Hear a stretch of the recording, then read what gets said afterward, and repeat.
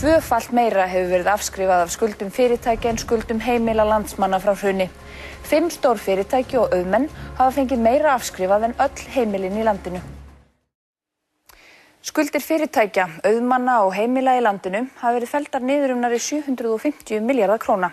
Tæpur þriðjungur vegna heimilanna í landinu, afgangurinn skuldir fyrirtækja og auðmanna. Áætlað hefur verið að kostnaður við niðurfærslu skulda heimila með verðtryggð lán nemi 200 milljörðum króna. Deilt hversu raunhæfar slíkar tillögur og bent á að slík niðurfelling gæti orðið fjármálastofnunum megn. Þær hafa hins vegar fellt niður gríðarháar skuldir frá hruni, nærri 750.000 milljónir. Einungis þriðjungur þeirra niðurfellinga vegna heimilanna í landinu.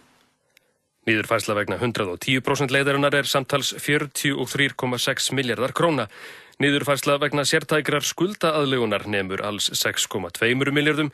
Niðurfærsla vegna endurútreiknings erlendra fasteignalána nemur 108 milljörðum og niðurfærsla vegna endurútreiknings bílalána samanlagt 38,5 milljarður. Samtals gerir þetta 196,4 milljarða króna. Þessi upphæð mun lægri en niðurfellingar skulda fyrirtækja og eignarhaldsfélaga sem mörg hver voru og enn í eigu útrásarvíkinga. Sem dæmi má nefna 5 einstaklinga og fyrirtæki sem fengu meira niðurfell en öll heimilin í landinu.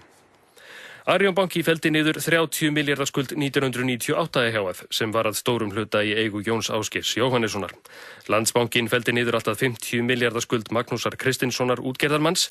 Arion banki felldi niður skuldir Kjalar, eignarhaldsfélags Ólafs Ólafssonar upp á 88 milljarða króna. Landsbankinn felldi niður 20 milljarða skuld Guðmundar Kristjánssonar í Brimi.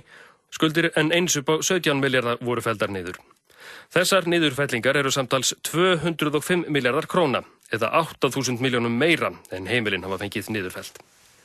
Samkvæmt yfirliti eftirlitsnefndar skuldaaðlögun voru skuldir fyrirtækja sem skulduðu meira en 1.000 milljónir lækkaðar 548,5 milljarða frá hruni og fram á haustið 2011. Langstærsti hlutin vegna fjárfestingar og eignarhaldsfyrirtækja. Skuldir þeirra hafa verið lækkaðar 388 milljarða. Það næstum upp á krónu tvöföld sú upphæð sem heimilin fengu fellda niður. Og þá ótalin niðurfelling skulda allra þeirra fyrirtækja sem skulduðu minna en milljarð króna.